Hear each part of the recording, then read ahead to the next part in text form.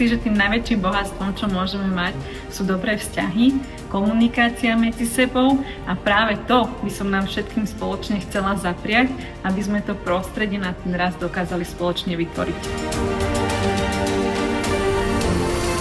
Dneska sa tešíme na všetkých rečníkov, čo nás čakajú. Hlavne na program, super hostí a vyhodnotenie večer tých najúspešnejších za posledné obdobie a povýšenie aj jednotlivých spolupracovníkov. Samozrejme aj na večer. Afterparty bude šupa.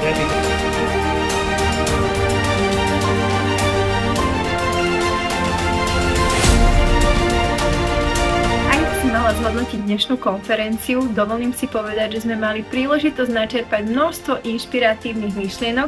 Otázka je, ako ich budeme schopné využiť v praxi.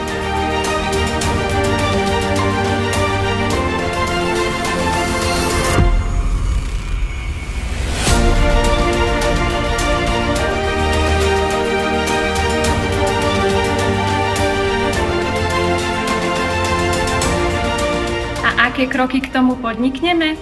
Budeme veľa s ľuďmi, veľa v teréne, nachádzať tých, ktorí sa chcú rozvíjať a niečo v živote zmeniť. Budeme spoločne zdokonaľovať silné stránky, pracovať na tých slabých a jedno je jasné, mimo komfortnej zóny sa učíme najviac a stávame sa lepším ako včera.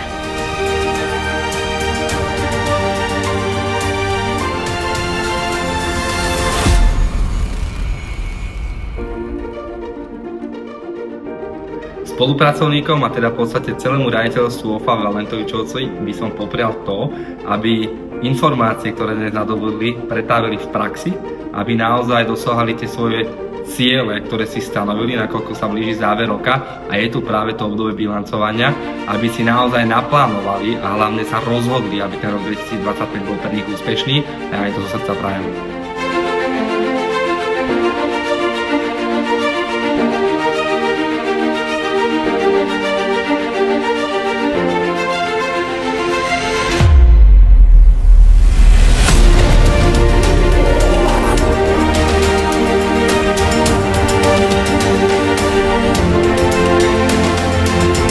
Ja si myslím, že sa nemusíme ani pozerať ďaleko do budúcnosti, pretože AI už je tu dnes.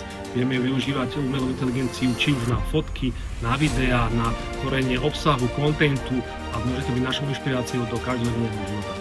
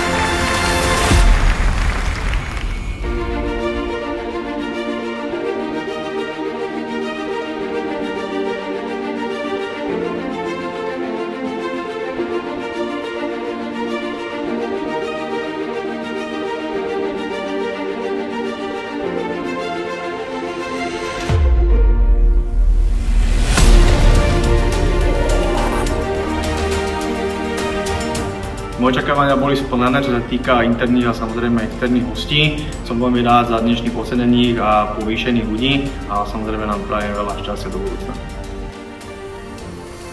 Cítim sa úžasne, naozaj som veľmi vďačná za to a veľmi sa teším, ale taktiež mám pocit, že sa bude ešte odo mňa toho veľa očakávať, ale ja sa budem snažiť a snáď to dotiahneme ešte vyššie.